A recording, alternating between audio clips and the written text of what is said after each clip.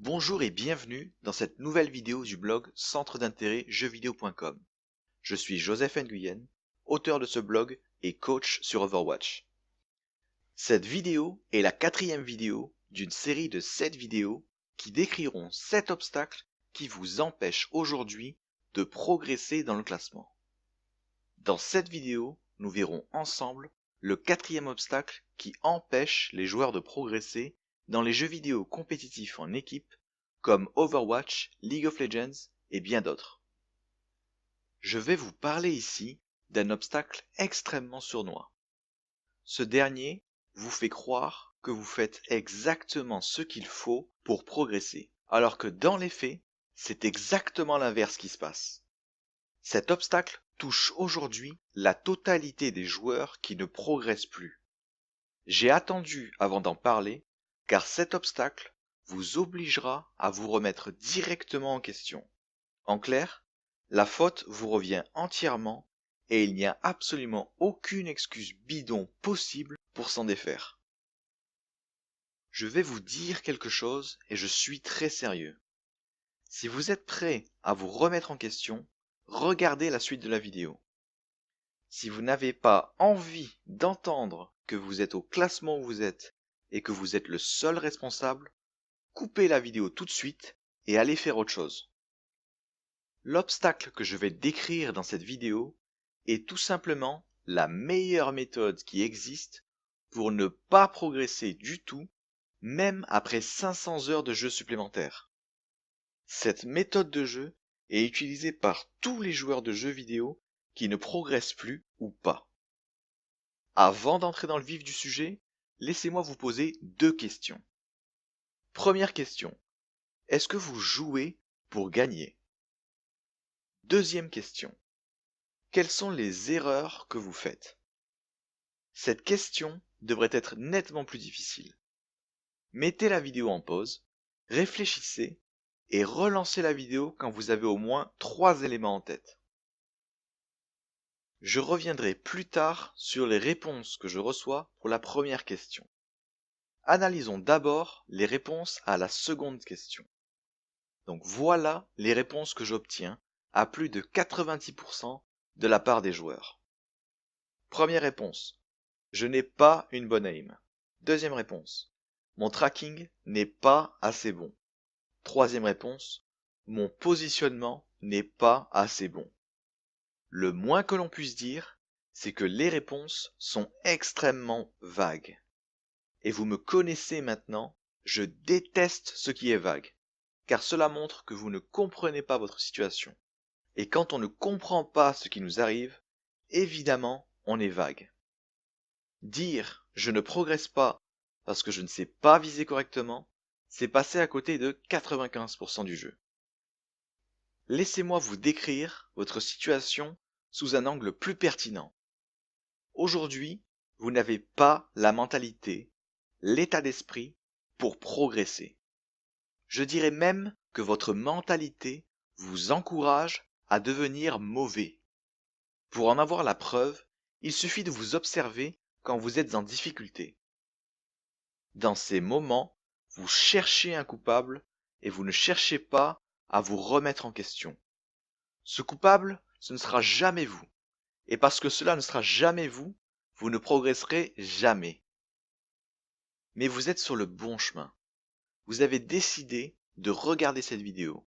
Vous avez décidé d'utiliser une méthode différente afin de progresser. Vous venez d'ailleurs de m'écouter dire que vous ne vous remettiez pas en question, alors que jusqu'à maintenant, je suis sûr que vous étiez convaincu de l'inverse. Je veux que vous preniez un instant pour bien vous rendre compte que vous dites savoir vous remettre en question, mais que dans les faits, ce n'est pas le cas. Selon vous, vous perdez à cause de vos équipiers, ou pour des raisons qui vous dépassent totalement. Bref, toutes les raisons possibles sauf vous. Si bien qu'aujourd'hui, vous fuyez. Vous fuyez quand cela devient difficile. Dans cette vidéo, je vous expliquerai pourquoi vous êtes devenu incapable de progresser. Je veux vous expliquer comment ce mécanisme fonctionne. En sachant ça, je pourrais aussi vous apprendre comment casser cette dynamique qui vous empêche de vous mettre au travail, surtout quand ça devient difficile. Concrètement, je veux vous débarrasser de tous les éléments frustrants qui sont souvent associés aux jeux vidéo en ligne compétitifs en équipe. Quels sont les bénéfices de jouer sans frustration? C'est la frustration qui vous pousse à chercher un coupable, mais à aucun moment elle ne vous permettra de vous attaquer au véritable problème. À aucun moment elle ne vous permettra de trouver les raisons de vos échecs.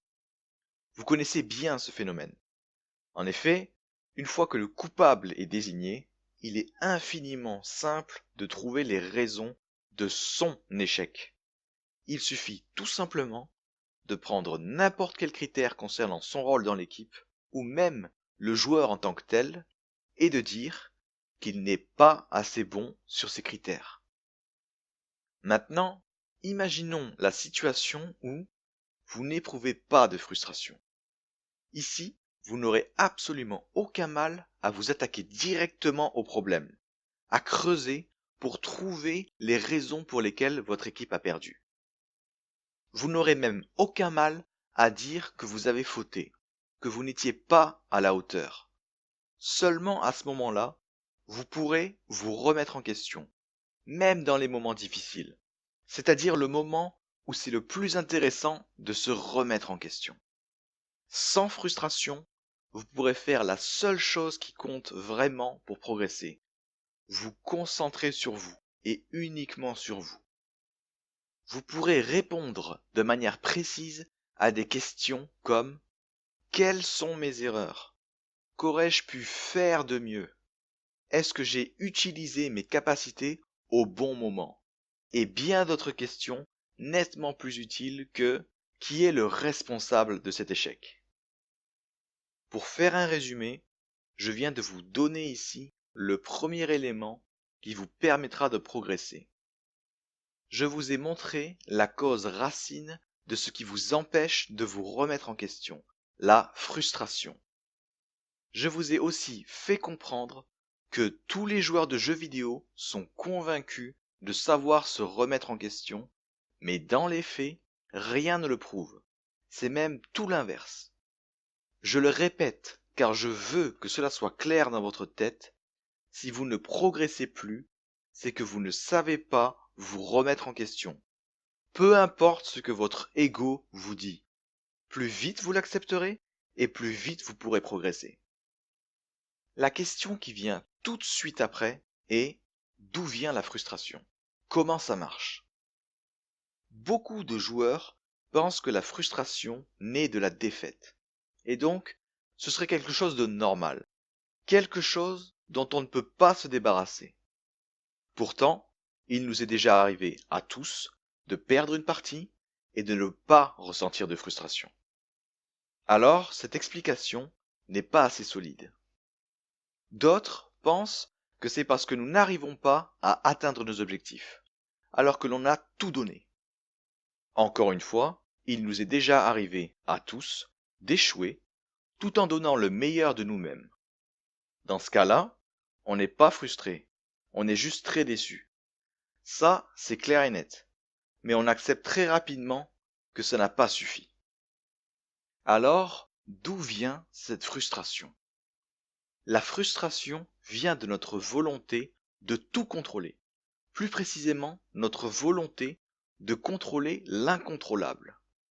Quand je parle de contrôle, j'entends vraiment d'avoir un contrôle presque absolu. Et je ne parle donc pas d'influence.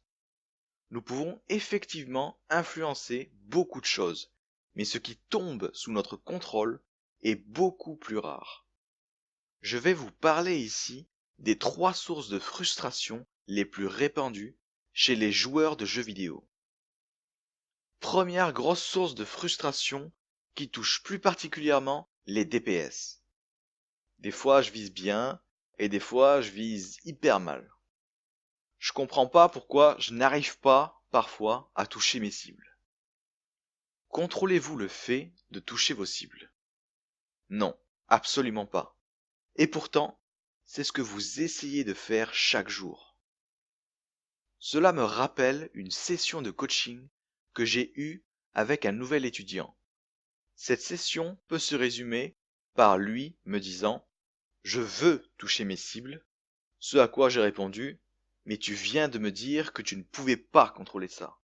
Pourquoi est-ce que tu essayes encore ?» Et j'ai toujours la même réponse. « Mais les pros y arrivent bien, eux !» Si vous voulez améliorer votre aim, voilà ce que vous pouvez faire d'autre plutôt que d'essayer de contrôler l'incontrôlable. Vous pouvez améliorer votre positionnement, vous tenir à une distance optimale de votre cible, arriver par derrière et la surprendre, tirer au moment où votre cible est la plus prévisible. Si les joueurs professionnels visent si bien, c'est qu'ils font d'abord tout leur possible pour rendre tout facile. Parce qu'ils sont bien positionnés, il sera nettement plus simple pour eux de toucher leur cible, en étant en hauteur par exemple. Leur angle d'approche sera optimal afin de minimiser les mouvements de souris nécessaires afin de toucher la cible. Bref, commencez à vous concentrer sur ce que vous contrôlez réellement, plutôt que d'appliquer encore et toujours une méthode qui ne fonctionne tout simplement pas. Deuxième grosse source de frustration, les parties classées. Pourquoi les parties classées sont-elles aussi frustrantes? Que se passe-t-il réellement dans notre tête quand nous appuyons sur le bouton « Rejoindre une partie classée » ? Sans le savoir, quand vous faites ce geste, vous activez plusieurs sources de frustration très puissantes. Quand vous appuyez sur le bouton pour les parties classées, vous ne faites pas que « rechercher une partie classée », comme l'indique la boîte de dialogue en haut de votre écran.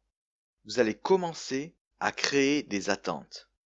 Je veux gagner, je veux avoir de bons équipiers, je veux jouer mon personnage préféré, je veux que les autres jouent des personnages qui vont bien avec le mien, et pas l'inverse, etc. Vous l'aurez compris, vous commencerez à vouloir contrôler des choses qui ne sont absolument pas sous votre contrôle. Alors, quand l'un de ces éléments ne sera pas présent ou qu'il n'égalera pas votre niveau d'attente, vous allez ressentir de la frustration. Mais pourquoi je n'ai jamais de bons équipiers? Pourquoi le mec qui prend mon personnage ne sait jamais le jouer? Pourquoi on n'a pas tout le temps 2 tanks, 2 heals et 2 DPS? Pourquoi il ne communique jamais? Enfin, dernière grosse source de frustration, les points gagnés et les points perdus, en gros, votre classement. S'il y a bien une source de frustration qui pousse les joueurs à devenir dingues, c'est le classement. Quand vous écoutez ou lisez les joueurs qui se plaignent, voilà ce qu'ils veulent savoir. Pourquoi est-ce que je perds autant de points? Pourquoi est-ce que j'en gagne si peu? La réalité est que tout le monde s'en fout.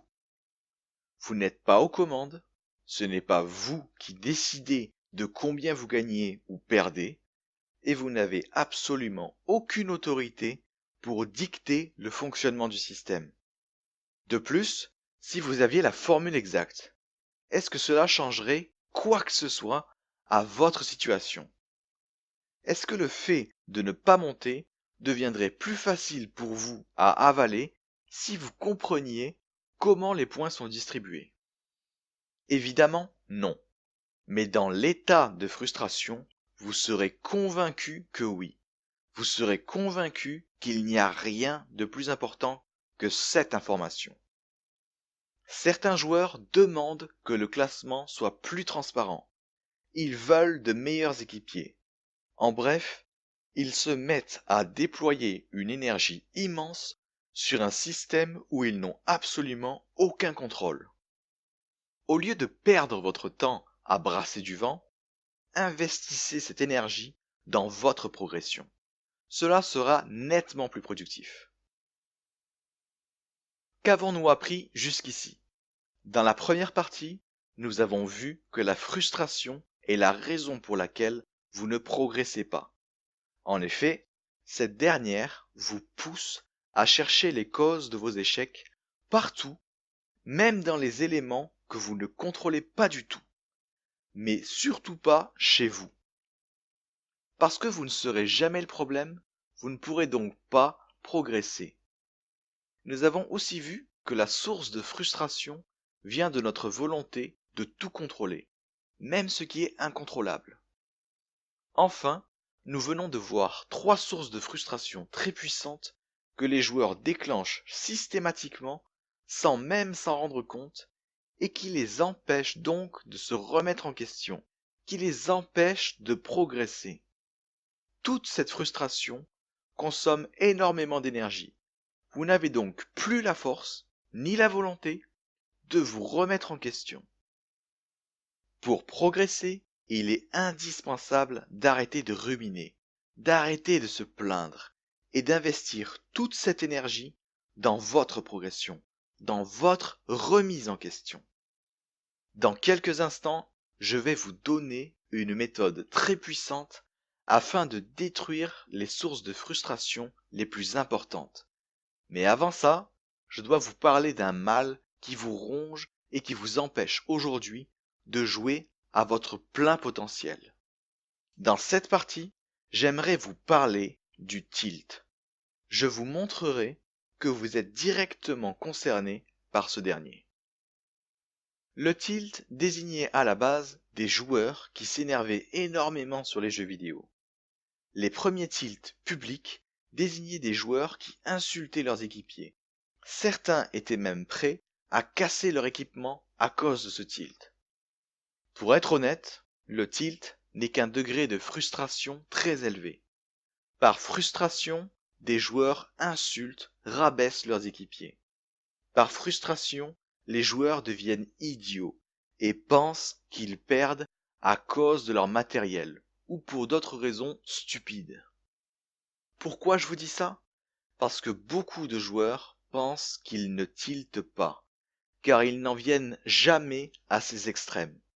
Ici, j'aimerais vous faire comprendre une chose. Vous n'avez pas besoin d'arriver à ces extrêmes pour être dans un état de tilt. Votre niveau de jeu se sera dégradé bien avant. Votre capacité à réfléchir aura disparu depuis bien longtemps. La seule différence entre vous et un joueur qui tilte vraiment, c'est que le joueur qui tilte le fait savoir à tout le monde. L'autre joueur est exactement dans le même état de frustration. Je le répète, il est seulement moins démonstratif. À partir de mon expérience de coach, je peux vous assurer à 100% que tous les joueurs qui ne progressent pas ou plus sur Overwatch tiltent. Absolument tous. Nous retrouvons exactement les mêmes symptômes. C'est la faute des autres, ils ne prennent jamais les bons héros, je ne comprends pas pourquoi je joue mal, je ne comprends pas pourquoi je ne touche rien, je ne comprends pas pourquoi ça ne marche plus. Ce héros est trop fort, il faut le nerf. Vous n'avez même pas besoin d'exprimer ces symptômes. Le simple fait d'y penser suffit largement à confirmer que vous êtes en tilt, vous aussi. Quand je dis aux joueurs que je coach qu'ils tiltent, je constate 2 réactions. Soit la personne l'accepte et cela me permet d'aller plus loin tout de suite, ce qui est extrêmement rare, soit elle exprime un doute du genre « Non, je pense pas que je tilte. Ça m'est déjà arrivé et franchement, ça a rien à voir. » Ou alors « J'y crois pas trop à ton truc. J'ai rien à voir avec ces gens-là, ou même avec ce que j'étais avant. » Et enfin, je pense pas que mon niveau de jeu baisse magiquement, et je suis certain que mes équipiers sont vraiment nuls. Pour les convaincre que c'est pourtant bien le cas, je leur pose alors une question. La première que je vous ai posée au début de cette vidéo. Est-ce que vous jouez pour gagner? Souvenez-vous de votre réponse, car voici celle que j'obtenais de la part des joueurs que je coach. Oui, bien sûr, je ne suis pas là pour m'amuser. Oui, bien sûr, je veux aller le plus loin possible. Oui, bien sûr, je veux progresser et je me donne alors à fond. Est-ce que votre réponse ressemble à l'une des 3 réponses que j'ai listées ici? Ne vous inquiétez pas, il n'y a rien d'étonnant à cela. En fait, les joueurs de jeux vidéo font une énorme erreur de réflexion. Ils pensent que s'ils ne jouent pas pour gagner, alors ils jouent pour perdre. En gros, c'est soit blanc, soit noir. Ça veut dire que les réponses négatives ressembleraient à ça dans leur tête. Non, je joue pour perdre. Ou non, je ne veux pas aller plus loin. Et encore, non, je joue juste pour embêter les autres et les faire devenir dingues. Dans la tête d'un joueur de jeux vidéo, il y a ceux qui veulent gagner et ceux qui veulent perdre. Mais cette façon de penser ne tient tout simplement pas debout. Qui jouerait pour perdre? Qui investirait des dizaines d'heures ou même plus juste pour perdre? Tout le monde peut perdre. Vous n'avez même pas besoin de jouer plus de 2 minutes pour perdre.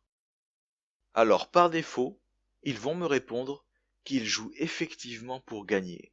Et par défaut, ils joueront exactement de cette façon. Ils joueront la gagne. Et c'est exactement ce qui va vous faire tilt. Rappelez-vous, j'ai dit un peu avant que les joueurs qui ne progressent plus ou pas assez vite sont dans un état de tilt. Je vais vous le prouver dans un instant. Faisons une petite simulation. Mettez-vous dans la peau d'un joueur qui joue pour gagner. Ça ne sera pas bien difficile. Faisons la liste de tout ce qu'il faut pour gagner, ou à défaut, maximisez vos chances de gagner. La liste que je vais faire reflètera les attentes conscientes ou inconscientes d'un joueur de jeux vidéo à la seconde où il aura appuyé sur le bouton « Rechercher une partie classée ». Je veux de bons équipiers. Je veux une compo classique 2-2-2. Je veux jouer mon héros préféré et que les autres jouent autre chose qui va bien. Je veux des équipiers qui communiquent. Je veux des équipiers qui fassent des combos d'ulti. Je veux des supports qui me soignent rapidement, même si je suis loin. Je ne veux pas de joueurs Hanzo, Widow, etc. Je ne veux pas de leaver, sauf dans l'équipe en face. Je veux une Mercy quand je joue Pharah. Je veux un Nano Boost quand je joue Genji. Je veux une équipe qui me suive. Je veux des équipiers qui sont même meilleurs que moi. Pour une fois, je me ferai carry, plutôt que l'inverse. L'ego n'est jamais très loin dans ce genre de liste. Voyez-vous où est le problème avec cette liste? Pour les joueurs qui veulent jouer la gagne, il n'y a rien d'anormal. Mais pour ceux qui ont compris que la frustration n'était pas un bon allié, ils verront rapidement le problème. Je ne vais pas vous faire languir plus longtemps, voilà le gros problème avec cette liste. Aucun des éléments listés n'est sous votre contrôle. En clair, c'est frustration maximale garantie et à l'instant même où vous avez cliqué sur « Rechercher une partie classée ». Faisons le résumé de ce que nous avons appris jusqu'ici. La frustration est la raison pour laquelle vous ne progressez pas. Cette dernière vous empêche de vous remettre en question. La frustration naît de notre volonté de contrôler l'incontrôlable. Nous avons vu 3 sources de frustration très puissantes et nous venons de voir que votre habitude de jouer pour gagner fait exploser vos attentes et donc vous met dans une posture où la frustration sera maximale à la moindre difficulté. Il vous est donc impossible de vous remettre en question alors que c'est exactement l'inverse que vous vouliez faire et que vous devez faire. Je vais maintenant vous présenter la méthode que j'enseigne aux joueurs que je coach afin d'écraser cet obstacle. Mais avant, je dois vous transmettre le principe de cette méthode. En effet, Avoir une méthode sans en retenir la philosophie risque de vous mener droit à l'erreur.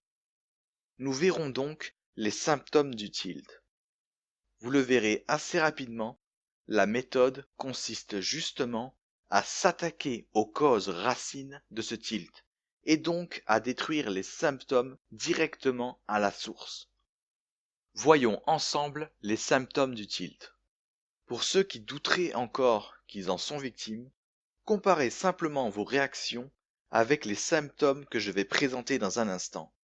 Mais je tiens à vous prévenir, plus rapidement vous l'accepterez, et plus rapidement vous progresserez. Dans ce mode de jeu où vous êtes en tilt, vous ne comptez que sur vous-même. En effet, nous avons vu précédemment que vous créez énormément d'attentes envers les choses que vous ne contrôlez pas et envers les autres. Alors, votre solution sera de prendre les choses en main, mais de la pire façon possible. Vous allez tenter de gagner à vous tout seul. En clair, toutes les initiatives que vous allez prendre répondront à la question suivante. Qu'est-ce que je peux faire pour gagner à moi tout seul?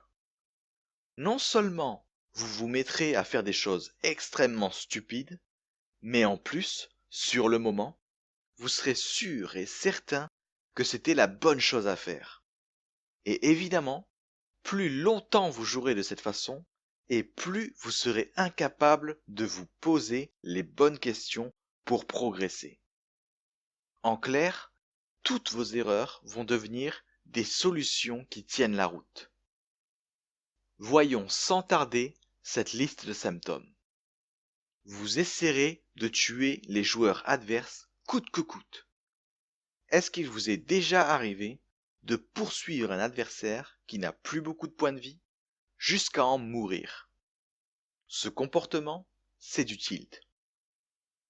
Vous allez raisonner de manière simpliste et ridicule. Par exemple, pour reprendre la situation ci-dessus, après avoir tué un adversaire et être mort au passage, vous allez dire quelque chose comme « 1 pour 1, ça valait le coup ». Non, en aucun cas ce raisonnement simpliste est suffisant pour expliquer si ça en valait la peine ou non. Vous prendrez énormément de risques pour très peu de bénéfices. Dans votre tête, cela vaudra largement la peine d'essayer. Et quand vous mourrez, car c'est ce qui se passe à chaque fois dans ces cas-là, cela sera soi-disant la faute de vos équipiers qui ne vous auraient pas suivi. Vous n'écouterez absolument pas vos équipiers. S'ils vous demandent de l'aide, vous les ignorerez. S'ils vous demandent de focus une cible, vous vous en ficherez totalement, car vous savez soi-disant ce qu'il y a de mieux à faire pour votre équipe. C'est ce qu'on appelle le tunnel vision. Vous utiliserez vos aptitudes les plus puissantes dans le seul but de satisfaire vos désirs et pas les besoins de l'équipe. Votre ulti est parti parce que vous alliez mourir et qu'il aurait pu renverser la vapeur? Félicitations, vous venez de claquer un ulti alors que vous aviez 20 points de vie. Vous venez de faire exactement ce que vous vouliez éviter, le gâcher. Mais quand vous êtes dans ce tilt, vous vous direz plutôt « Ah, ça se tente ». Votre jeu sera aussi beaucoup plus impulsif. Quand vous aurez le choix entre ne rien faire et attendre, car c'est ce qu'il y a de mieux à faire, et foncer tête baissée à 1v6, vous prendrez le 1v6 sans hésiter, et en ayant la certitude que c'était la seule chose à faire. Vous deviendrez la référence absolue pour savoir si vos alliés sont bons ou non. Si vous attaquez, vos équipiers doivent vous suivre. Si vous reculez, ils doivent reculer, même si vous ne leur avez rien dit d'ailleurs. Tous vos alliés, qui feront des choses différentes ou prendront des initiatives avant ou après vous, seront mauvais à vos yeux. La liste n'est pas exhaustive, mais au moins vous avez une idée de votre niveau de jeu dans ces moments de tilt. Ce mode de jeu vous est familier? je ne suis pas du tout surpris. Je ne suis tellement pas surpris que les joueurs que je coach savent que j'ai donné un nom à ce mode de jeu, qui reflète à la fois l'absence de réflexion et le fait que ce mode de jeu touche tous les joueurs de jeux vidéo compétitifs en ligne. J'ai appelé ce mode de jeu le pilote automatique. Tout le monde a un pilote automatique, et c'est le mode de jeu par défaut. Ceci n'a absolument rien d'étonnant, étant donné que presque tous les joueurs de jeux vidéo font la même erreur quand ils rentrent dans le monde du compétitif. L'obstacle que je décris ici est extrêmement puissant, alors ne croyez pas que vous n'êtes pas concerné par ce dernier. La question qui revient à chaque fois de la part des joueurs que je coach est la suivante. Comment se fait-il que je ne voyais pas ces erreurs alors qu'elles sont pourtant évidentes? C'est une excellente question. Et maintenant, vous avez tous les éléments pour bien saisir ce que je vais vous dire, et donc comprendre facilement pourquoi. Quand vous jouez pour gagner, vous créez énormément d'attentes envers les autres, et rien sur vous. Du moins, vraiment très peu de choses. Alors, les critères de performance que vous allez vous créer pour décider si la partie était bonne ou non ne concerneront que vos attentes et ne concerneront donc que les autres. En clair, parce que vous n'avez absolument aucun critère de performance sur vous-même, à part évidemment les critères incontrôlables comme le fait de toujours toucher sa cible par exemple. Vous n'aurez rien à dire sur vous, sur votre niveau de jeu. Vous ferez alors l'hypothèse implicite et très séduisante que si vous n'avez rien à dire sur vous-même, c'est qu'il n'y a rien qui cloche. J'aimerais finir rapidement cette partie d'explication sur les idées reçues concernant la frustration. On entend beaucoup de bêtises sur la frustration. Celle qui revient souvent est qu'un peu de frustration serait bénéfique, car cela nous pousserait à nous dépasser et à nous remettre en question. Pour avoir coaché activement des joueurs pendant 2 ans, je peux vous dire avec certitude qu'il n'y a absolument rien à tirer de la frustration, même en très faible quantité. La frustration vous pousse à vous concentrer sur des éléments incontrôlables. Elle vous pousse à aller chercher partout, sauf chez vous, pour trouver des erreurs, mais aussi des solutions. Avez-vous déjà utilisé les expressions suivantes? Mais que fait la police? Ça ne devrait pas être comme ça pourrait être différent, ça devrait être mieux, ce n'est pas normal. Voyez à quel point toutes ces expressions sont utilisées dans les cas où nous n'avons absolument aucun contrôle sur la situation. Je le répète, parce que la frustration nous pousse à toujours croire que le problème vient des autres, et donc il ne vient pas de nous, elle n'est absolument pas nécessaire à votre progression. Elle est même contre-productive. Bannissez les mots comme pourrait, devrait, ce n'est pas normal, etc. Non seulement ils ne vous aideront pas en jeu, mais pas non plus dans votre vie. Vous ne dépasserez jamais le stade de la colère, et vous n'entreprendrez alors aucune action, ce qui continuera de vous frustrer. J'espère vous avoir éclairé sur les raisons de votre situation. J'espère vous avoir aussi convaincu que jouer la gagne est le meilleur moyen pour perdre et ne pas progresser. J'ai conscience d'avoir donné beaucoup d'informations ici. Alors avant de présenter la méthode, laissez-moi vous faire un court résumé de ce que nous avons vu jusqu'ici. Cela vous permettra de garder le principe en tête. Vous pourrez alors utiliser la méthode correctement, voire même la modifier de manière adéquate afin de mieux vous satisfaire. Nous avons vu au départ que c'est véritablement l'état de frustration qui vous empêche de progresser. Tous les joueurs qui ne progressent plus sont convaincus de savoir se remettre en question. Mais dans les faits, c'est tout l'inverse. En effet, les joueurs qui stagnent éprouvent beaucoup de frustration et cette frustration les pousse à chercher les causes de leur défaite ailleurs qu'en eux. C'est exactement l'inverse de ce que ferait un joueur qui sait justement se remettre en question. Nous avons ensuite vu que la frustration vient de notre volonté de tout contrôler, surtout de contrôler ce qui est incontrôlable.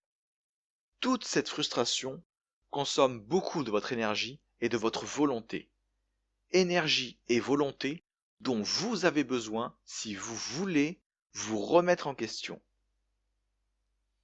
J'ai ensuite mis en évidence un mécanisme profondément ancré dans chaque joueur de jeux vidéo qui ne progresse pas et bien au-delà. Ce mécanisme fait exploser votre niveau de frustration avant même de commencer votre première partie. Ce mécanisme, c'est celui de jouer pour gagner. Dans un jeu vidéo aussi complexe que les jeux vidéo en ligne compétitifs en équipe, jouer pour gagner vous pousse à vous concentrer uniquement sur les éléments où vous n'avez justement aucun contrôle. Ce fait de se concentrer sur les autres et sur des critères qui n'ont rien à voir avec vous, vous poussera à créer des critères d'évaluation qui ne vous concerneront pas. Si vous jouez longtemps dans ce mode de jeu, vous serez convaincu que vous perdrez en grande partie à cause de vos équipiers plutôt que de réaliser que vous êtes la propre cause de votre manque de progression. Votre jeu se détériorera très rapidement et vous commencerez à prendre des décisions qui sont très discutables. En effet, vous serez convaincu que le seul moyen de gagner est de gagner tout seul. Alors, vous aurez un jeu très personnel et très impulsif, ce qui mène directement à la défaite dans un jeu vidéo en équipe. Enfin, l'hypothèse disant que vous perdez à cause des autres est extrêmement séduisante. De nombreux joueurs s'y cachent d'ailleurs. Cette idée est encore plus séduisante quand vous êtes dans un état de frustration. À ce moment-là, cela vous permet de vous rassurer alors que vous devriez être en train de vous battre, en train de vous améliorer. Nous allons maintenant passer à la méthode qui vous permettra de détruire les sources de frustration les plus importantes, c'est-à-dire celles qui vous empêchent totalement de progresser. Vous passerez du mode « qu'est-ce que je dois faire pour gagner » à « qu'est-ce que je dois faire pour progresser ». La méthode tient en 5 étapes.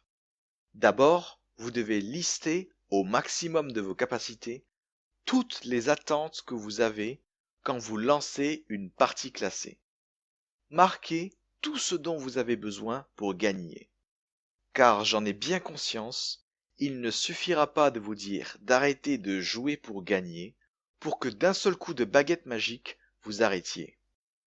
Pour le deuxième point de la méthode, vous allez regarder votre liste et mettre d'un côté ce qui concerne les autres, vous allez aussi y mettre toutes les choses qui ne sont pas sous votre contrôle absolu.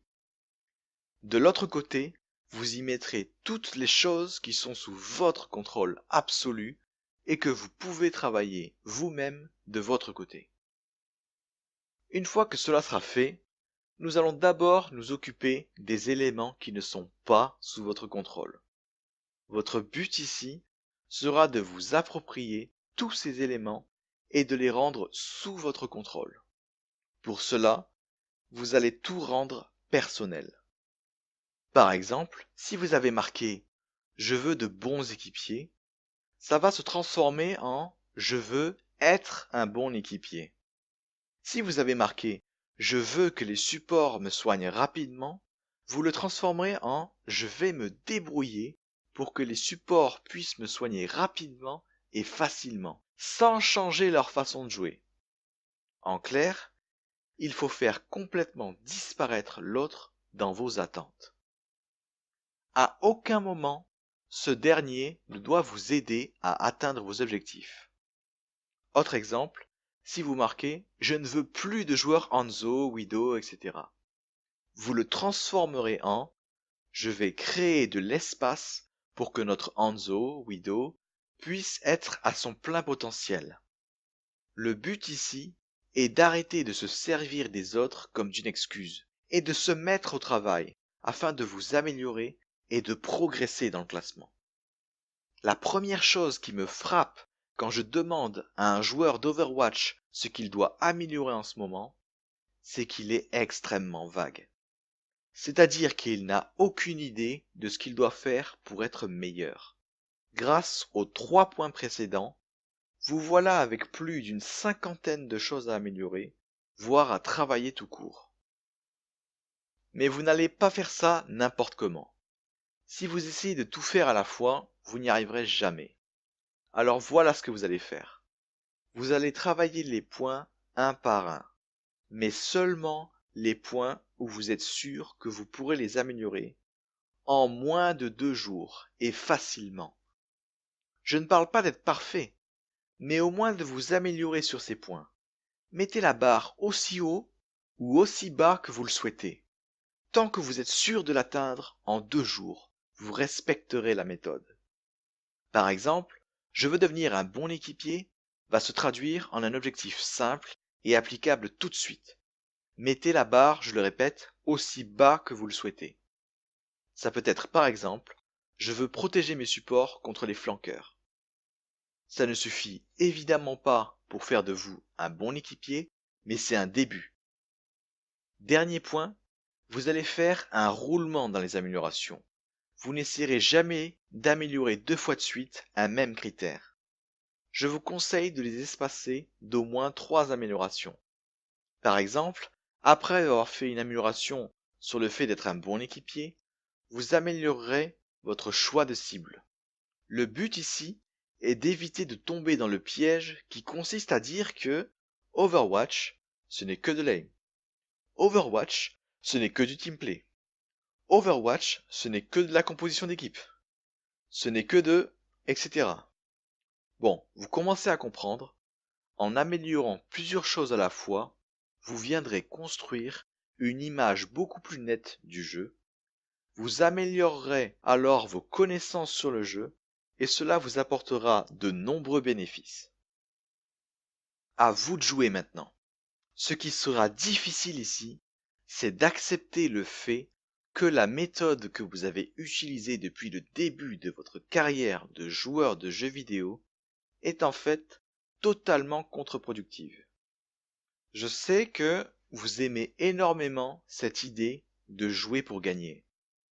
Cette méthode est en effet très séduisante. Elle ne nous pousse jamais à nous remettre en question.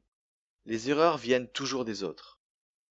Beaucoup des joueurs que je coach ont mis longtemps à passer le cap, et ils ont dû apprendre à le faire dans la douleur. Il est nettement plus facile de lâcher prise et d'essayer une nouvelle méthode qui marche que de s'accrocher à l'ancienne et de découvrir petit à petit que l'on était la cause du problème depuis le début. Mais je ne me fais aucun souci. Tous les joueurs que j'ai coachés qui voulaient sincèrement progresser ont franchi le pas, et ils ne reviendront jamais en arrière. Vous ferez donc de même si vous avez réussi à regarder la vidéo jusqu'au bout. J'ai conscience que mes vidéos sont longues, mais elles ne sont pas spécialement faites pour vous divertir. Elles ont pour but de vous apporter quelque chose qui vous permettra d'aller plus loin si vous le souhaitez. Encore une fois, vous ne trouverez pas de vidéo du type « Deviens master sans forcer » sur ma chaîne. Donc je vous remercie d'avoir regardé cette longue vidéo. N'hésitez pas à mettre un like si vous avez trouvé le contenu utile et à vous abonner pour être prévenu lorsque la prochaine vidéo est disponible. On se revoit pour la prochaine. Merci.